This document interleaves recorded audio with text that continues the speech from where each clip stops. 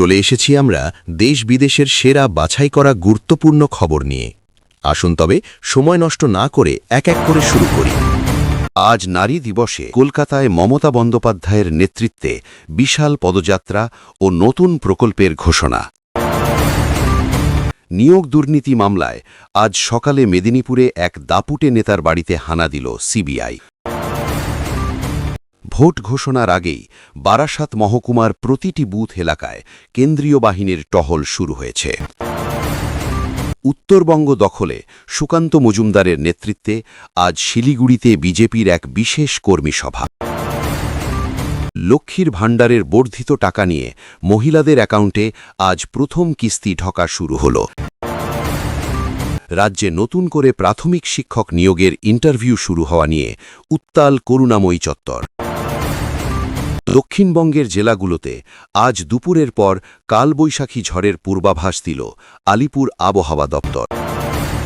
Eden গার্ডেন্সে কেকেআরের প্রথম practice session ঘিরে cricket প্রেমীদের মধ্যে আজ প্রবল উন্মাদনা।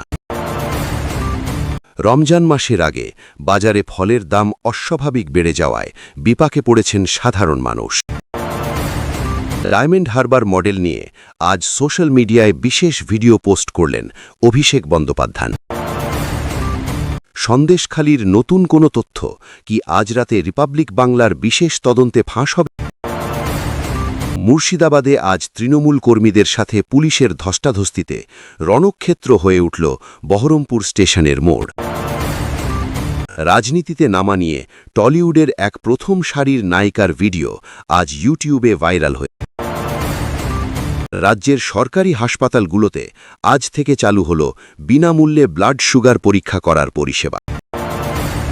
হাওড়া স্টেশনে আজ নতুন বন্দে ভারত এক্সপ্রেসের ট্রায়াল রান ঘিরে উৎসাহীদের ভিড় ছিল।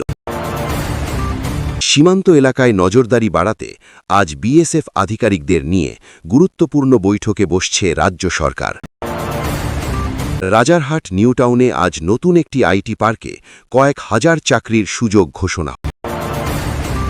রেশন দুর্নীতি কাণ্ডে আজ আরও 2 প্রভাবশালীর নাম সামনে আনল কেন্দ্রীয় তদন্তকারী সংস্থা। শান্তিনিকেতনে আজ বসন্ত উৎসব পালনের চূড়ান্ত প্রস্তুতি খতিয়ে দেখলেন জেলা প্রশাসনের পদস্থ কর্তারা।